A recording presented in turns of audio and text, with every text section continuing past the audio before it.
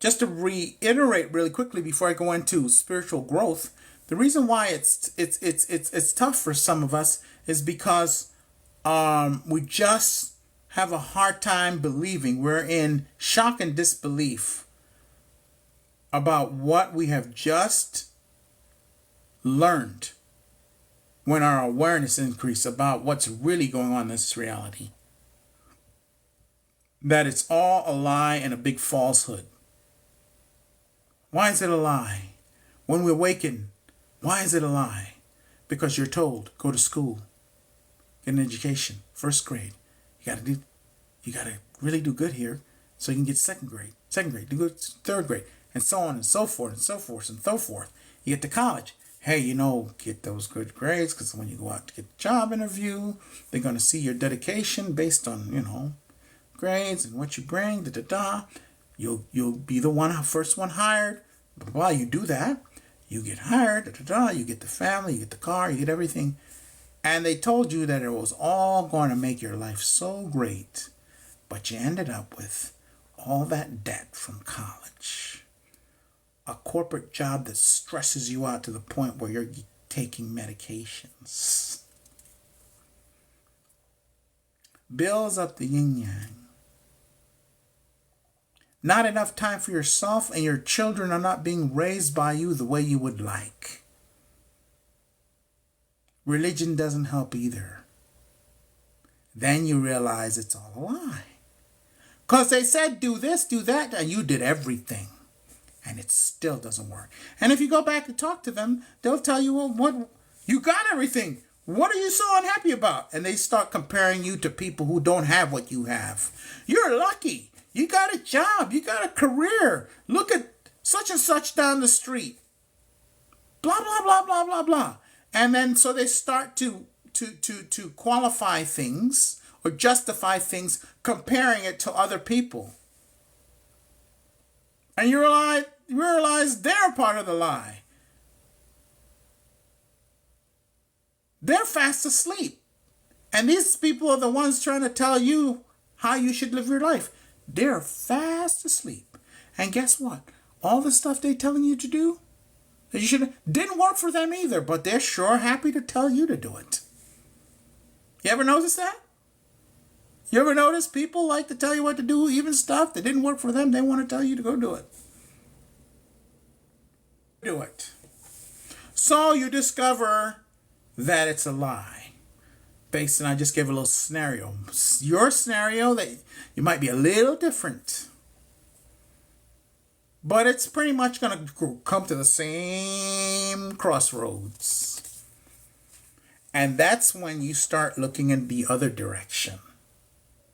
And that's when you realize that you're not just here for any of all that.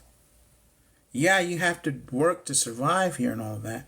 But you realize that you're not here to work, go to school, work, raise a family, work, slave away. And then when you're told you get a retirement, you get your Social Security 65 and find out you can't even live on that. And then you die. And you're like, nah. Gotta be something better than that. And then when you go, nah, gotta be something better than that, then you're totally going, no, I'm not interested in that. But until you get to that, nah, not interested in that, and you still think there's something over there, that's when it becomes painful. Don't blame that on the process of spiritual awakening, because that would be putting it in the wrong place. Don't blame anything. Don't even blame yourself.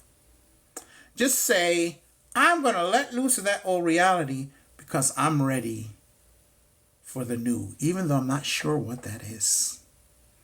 And that's when you start working on the self, connecting to the higher mind, the part of you that is eternal, that brought you to the place to where you can realize what is really going on, and connecting with that. Then you find your purpose by doing that. Connecting with that higher mind, no belief systems in between you and that.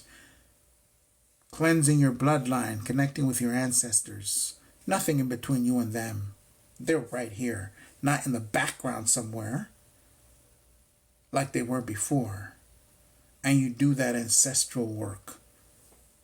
Right below there, next to the star with a circle on it, is my ancestral course. I lay out everything that you need to do there. Distinctly, easy to follow, and you will cleanse your ancestral bloodline. Generational stuff that keeps happening. And then you take care of that inner child. Boom, those are the three things that you should, that's your purpose when you spiritually awaken. Don't worry about anything else. The connection with the higher mind, number one, not in any particular order, because it might be different for different people. But these three things are the first three. The ancestors, build a relationship, and it's all about relationship, because you're never disconnected from any of that. It's about the quality of your relationship with your higher self, the quality of the relationship with your ancestors, and the quality of your relationship with your inner child. Each of them carry an aspect of your purpose. The higher self is the one that created the whole thing and knows everything. The ancestors, they hold your enlightenment because they've been here since the beginning. And things that need to be cleansed out of there, you are the living. That's your responsibility. And they can't even tell you. But I can. And then your inner child, all that stuff that happened to you, the programming that served the system and didn't serve you and your spirit, you get rid of that programming and you reprogram it to serve you, your spirit, and your fellow human being. Because we have to be programmed when we come here. So programming is not a bad thing.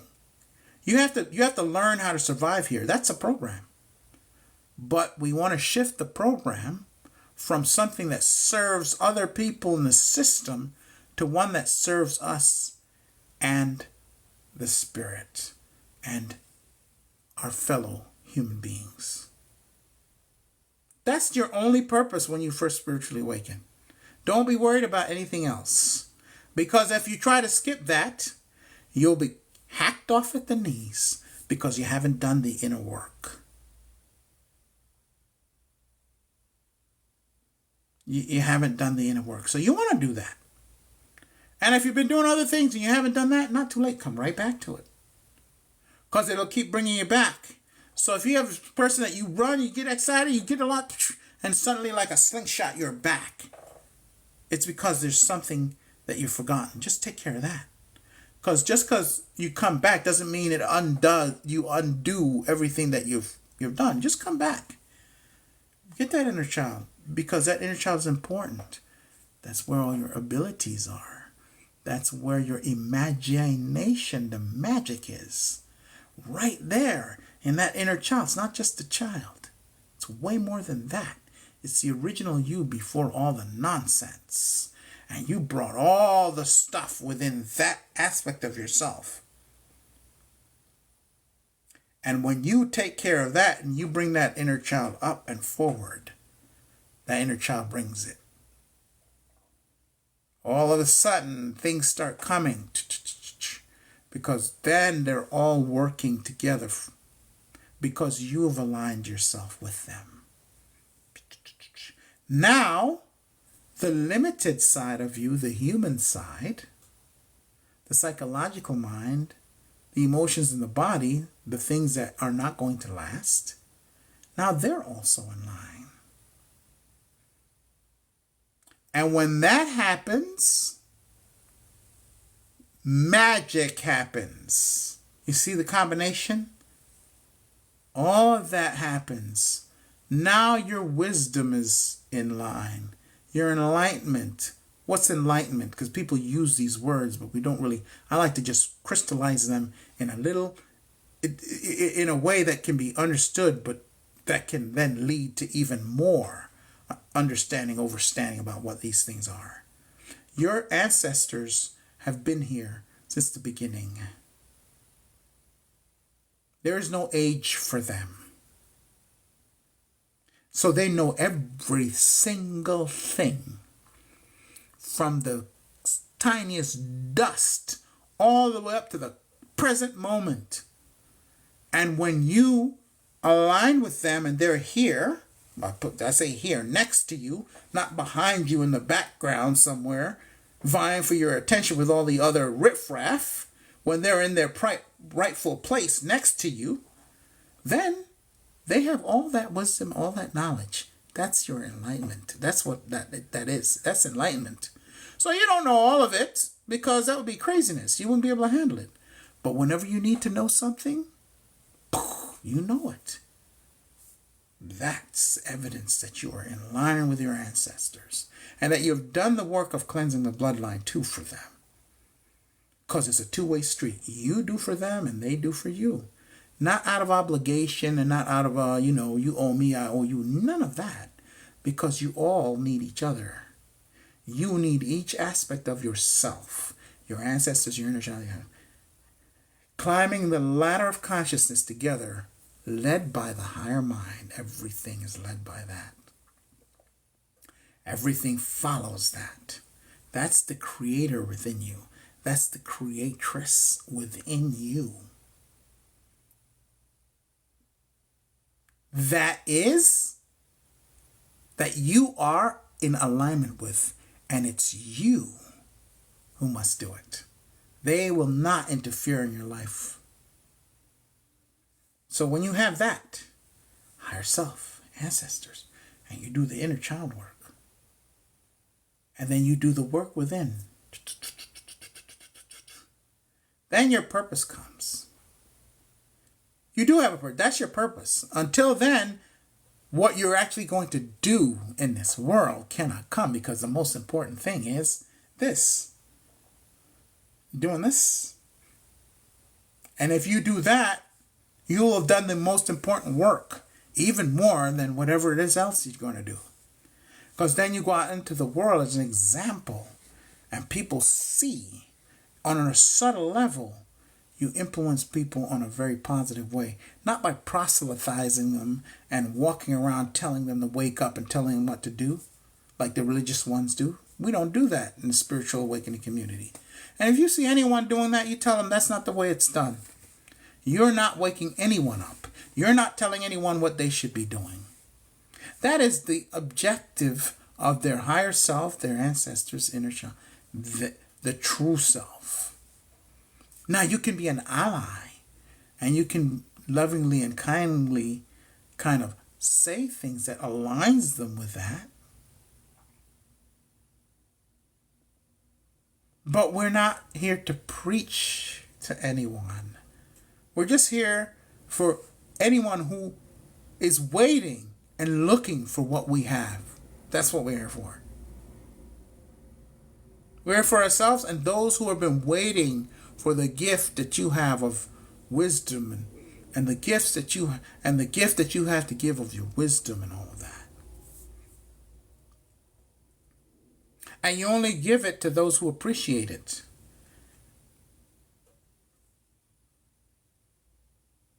And who are going to be, like I said earlier, versions of you, but in their own way. In their own way. In the spirit of oneness. And unity consciousness. A lot of your triggers have stopped because you're aware of them. Yeah, you're aware of them. And if they stop, it's not only that you're aware of them, you're letting them go. You're not suppressing them.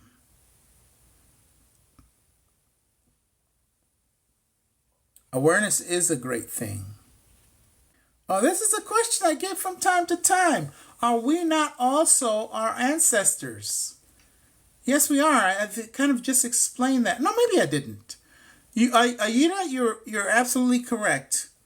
But I'm going to be a little specific because that can be so general. It can be confusing to some people because ancestors are usually thought of as dead people.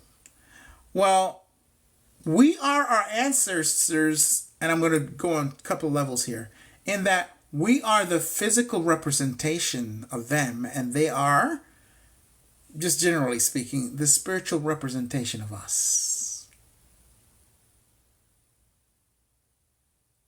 And so you, because we are very complex beings, you are also an ancestor while at the same time being a progeny, meaning the children of your ancestors or a child of your ancestors.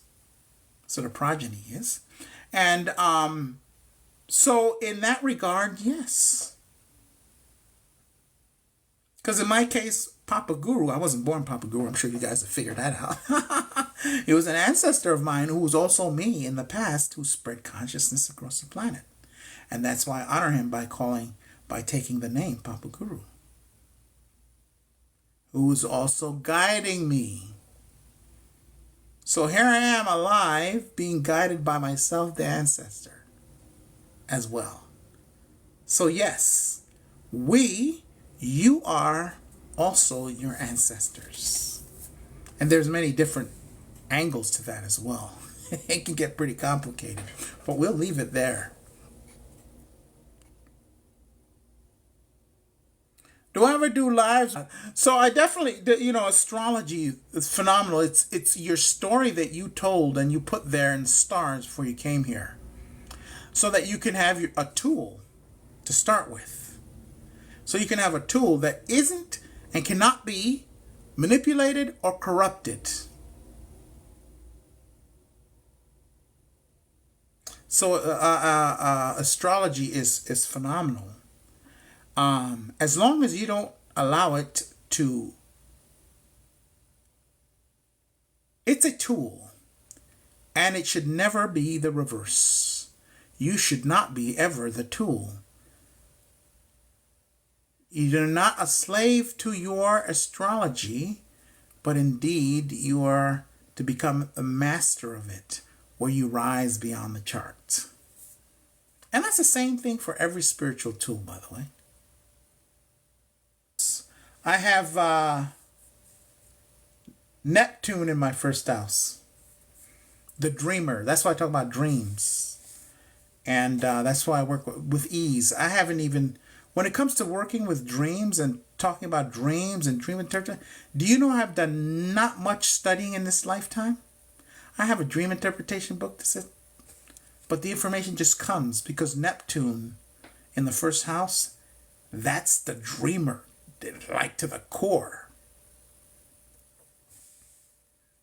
So I work with people in dreams and interpret dreams and all of that stuff.